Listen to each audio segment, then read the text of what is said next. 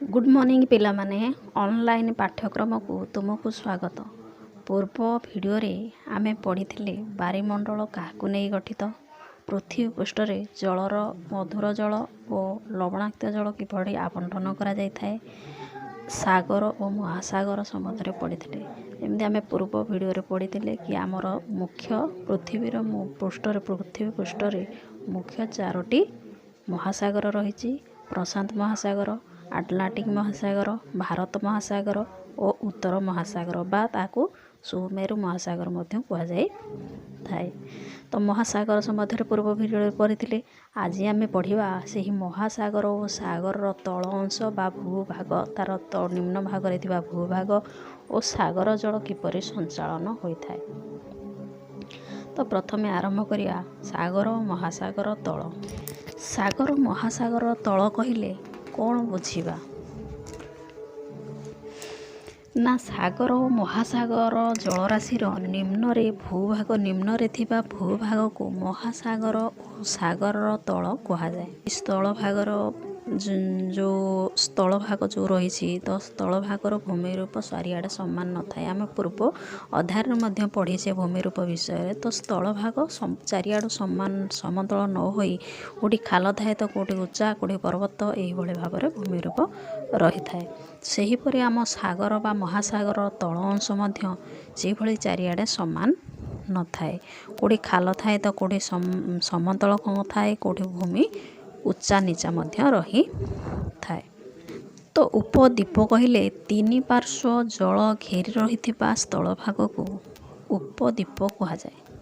सेहीपरि 3 पार्श्व स्थल भाग जदि घेरी रही थाए मझिरे जल भाग रहे ताहले ताकू उपसागर बोली कहुए थाए। तो ये सागर और महासागर तल बुझापी आम बहिर गोटे चित्र नवा। चित्रटी को देखिबा। प्रथमे यही अंशटी स्थल भाग बा महादेश बा देश ये रही आम घर द्वार करके यही अंश रहीचे। महासागर अल्प किछि बाट गला पर किछि गड़ाणिया भूभाग जल भितर को बुड़ी रही। तो यह महिसोपान बोली कहुए थाए। किछि अंश स्थल भाग से गड़ाणिया होगी पानी भितर को पशिकी अच्छी। तो सही अंश को आम महिसोपान बोली कही थाउ। एठारे विभिन्न प्रकार सामुद्रिक जीवजंतु देखा जाती, उद्भिद मध्य देखा जाती। यही अंचल खनिज तैल पोहला मुक्ता ये सब ग्रह संग्रह करा जाय थाए। माछ धरा केन्द्र मध्य यही मानकरे माछ मध्य धरिया को लोक माने जाती बा केन्द्र गुड़िक रही थाए।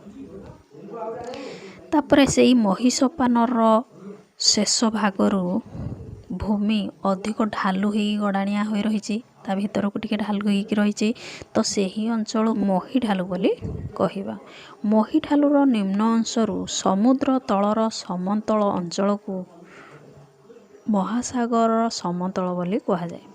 ये किछि अंश मही ढाल गला परी किछि अंश समतल देखा जाउची, समान देखा जाउची भूमि, तो ताको आमे महासागर समतल बोली कहवा। चित्रटी देखिपारछो यही अंश समतल देखा जाउची, तो यह आमे महासागर समतल बोली कह।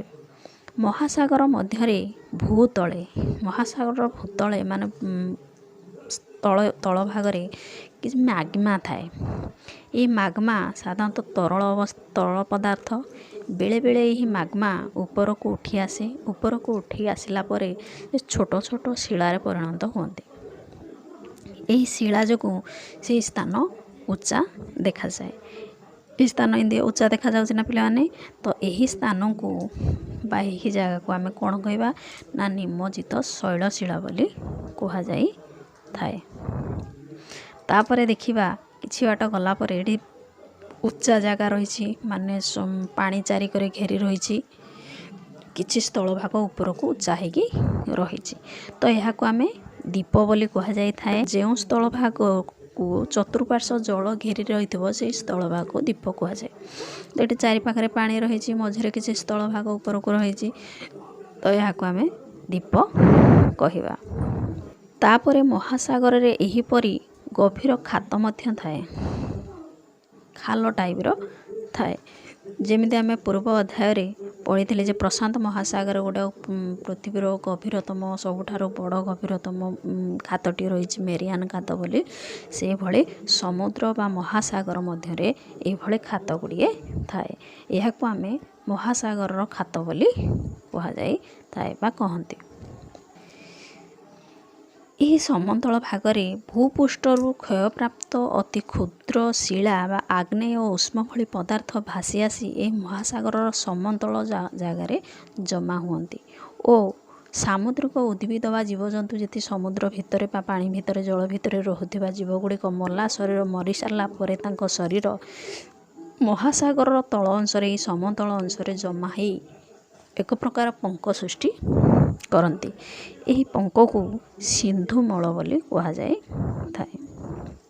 ଏହି ସମୁଦ୍ରର ତଳେ ଯେଉଁ ସମତଳ ଜାଗା ରହିଛି ସେଠି ଜମା ହେଇକି ଗୋଟେ ପ୍ରକାର ପଙ୍କ ସୃଷ୍ଟି କରନ୍ତି, ଯାହାକି ଏହାକୁ ସିନ୍ଧୁମଳ ବୋଲି କୁହାଯାଏ।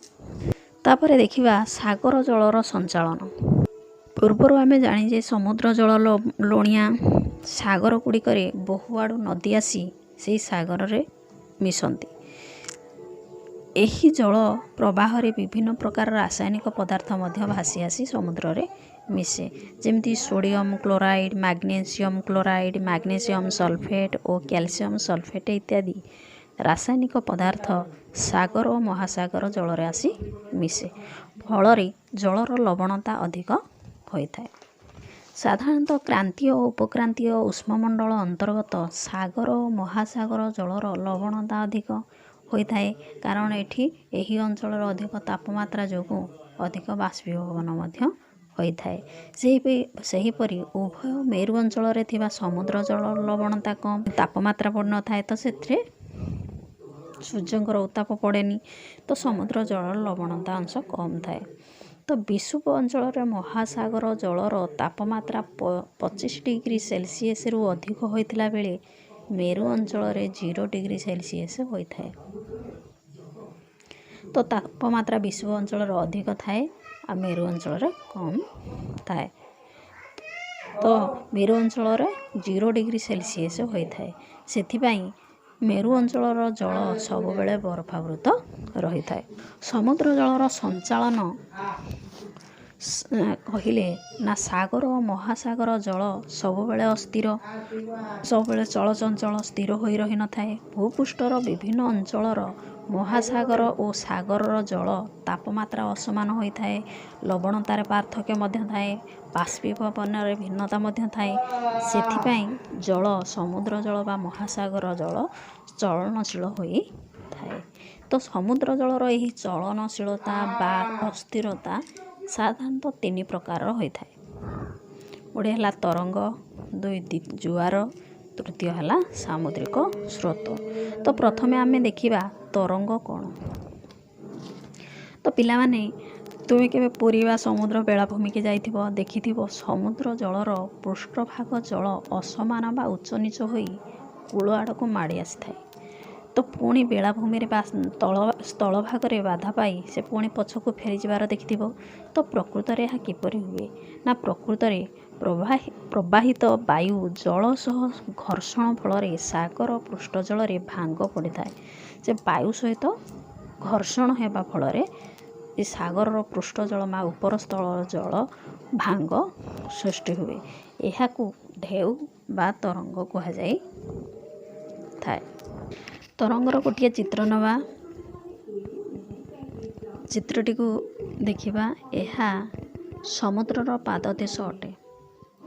ଯେତେବେଳେ ଜଳ ବାୟୁ ସହ ଘର୍ଷଣ ହୁଏ, ଢେଉ ବା ତରଙ୍ଗ ସୃଷ୍ଟି ହୋଇ ଉପର ତଳ ହୋଇଥାଏ। ତରଙ୍ଗର ଉଚ୍ଚତମ ଅଂଶକୁ ତରଙ୍ଗ ଶୀର୍ଷ ଓ ନିମ୍ନତମ ଅଂଶକୁ ତରଙ୍ଗ ପାଦ କୁହାଯାଏ। ଇଏ ହେଲା ତରଙ୍ଗର ଉଚ୍ଚତମ ଅଂଶ, ତ ଇଏ ହେଉଛି ତରଙ୍ଗ ଶୀର୍ଷ, ଇଏ ହେଉଛି ତରଙ୍ଗର ନିମ୍ନତମ ବା ତଳେ ଥିବା ଅଂଶ, ଏହାକୁ ତରଙ୍ଗ ପାଦ କୁହାଯାଏ। ସେହିପରି ପାଖାପାଖି 2ଟି ତରଙ୍ଗ ଶୀର୍ଷ କିମ୍ବା ତରଙ୍ଗ ପାଦର ମଧ୍ୟବର୍ତ୍ତୀ ବ୍ୟବଧାନକୁ ତରଙ୍ଗ ଦୈର୍ଘ୍ୟ କୁହାଯାଏ। ତରଙ୍ଗର ପାଦଠାରୁ ତରଙ୍ଗ ଶୀର୍ଷ ପର୍ଯ୍ୟନ୍ତ ଉଚ୍ଚତାକୁ ତରଙ୍ଗର ଉଚ୍ଚତା ବୋଲି କୁହାଯାଇଥାଏ।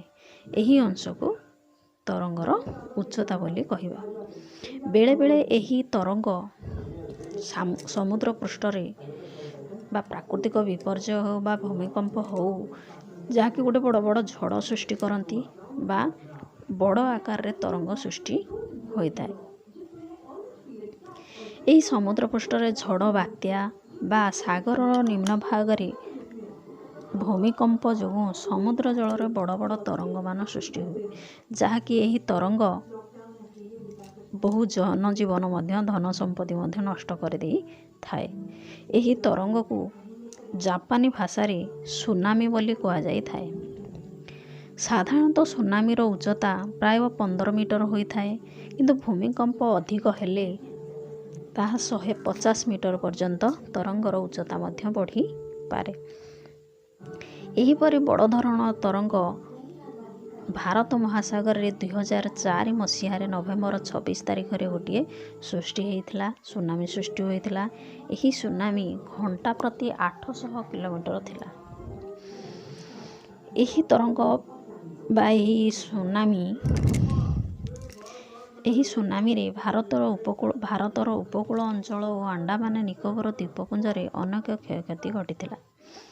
एक्चुअली पिला माने कौन हैला ना हठात समुद्र पानी समुद्र भीतर आड़ को घुंची घुंची गला जलस्तर भीतर आड़ को घुंची घुंची जाऊ थाए। एभली आश्चर्यजनक घटना देखापी बहुत लोक रुंड हेले। एभली कौन होची मात्र तार किछि समय परे ढेउ बा तरंग एक भयंकर रूप नहीं घंटा प्रति 800 किलोमीटर बेगरे कूल आड़ को माड़ी आसला। लोक माने आउ सेई हठात घटिथिबा घटना रू कौन सियाड़े आउ जाई पारले नाही जहाँकि यही सुनामी रे 10,000 रु अधिक लोक मृत्युवरण करथिले। तो तरंग बेले बेले भयंकर रूप नहीं धन जीवन मध्य नष्ट करी थाए। समस्त महाजागतिक पिंड माने सूर्य चंद्र ग्रह ग्रह कहले आमे जोठी रहुचे पृथ्वी एमानकर परस्पर किछि आकर्षण रहिछि बा परस्पर से माने आकर्षण करंती। यही आकर्षण सेमानकर ओजन और उच्चता उपरे निर्भर करिथाए। आकर्षण जोगु बा आकर्षण भूभाग अपेक्षा जलभाग अधिक आकर्षित होइथाए। फलरे समुद्र जलपतन उत्थान और पतन घटी थाए। समुद्र जल फुली उठे पुणी संकुचित हो जाए बा जलस्तर कमी जाए। तो यही प्रकार उत्थान बा फुली जावाकू जल स्तर ये उत्थान उठिबा और बा फुली जावाकू जुआर कहा जाए और जलस्तर पतन होबा बा कमी जावाकू घटा कहा जाए थाए। तो जलस्तर जो आकर्षण जोगु उत्थान पतन हुए उत्थान होची जुआर पतन हैला भट्टा। तो ही जुआर भट्टा विषय नेक्स्ट वीडियो रे विस्तार भावे पढ़िबा। तो आजिर पाठरू तुम पाई किछि प्रश्न रही तो प्रश्न गुड़िक देखि नबा। कार्यफरद 1 प्रश्न गुड़िक है शून्य स्थान पूरण करिया। प्रथम प्रश्न है जो स्थल भागर 3 पार्श्व विस्तीर्ण जलभाग घेरी रही थाए ताकू डैश कहा जाए। 2 नंबर क्वेश्चन है सामुद्रिक उद्भिद और जीवजंतु ध्वंसावशेष महासागर तल अंश जमा होई डैश सृष्टि करती। 3 नंबर क्वेश्चन है विषुव अंचल रे महासागर जलर तापमात्रा डैश डिग्री सेल्सियस रु अधिक होता है। 4 नंबर क्वेश्चन है डैश मसीह भारत महासागर सुनामी सृष्टि होता।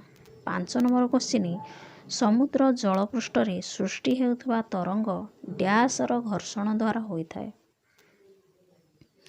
कार्यफरद 2 रे प्रश्न गुड़िक है आमर किछि नाम दि जाइछि ताकू संक्षिप्त टिप्पणी लिखिब ताहा विषय जहाँ बुझुच 5-6 धाड़ी रे उत्तर देव। प्रथम है सिंधुमल, द्वितीय है 2 नंबर है मही ढालू, 3 नंबर है सुनामी, 4 नंबर है जुआर, 5 नंबर है तरंग। तो ये जो 5टी क्वेश्चन दि जाइए ताहा संबंध में जहाँ जानुच 5-6 धाड़ी रे उत्तर लिखिब। धन्यवाद।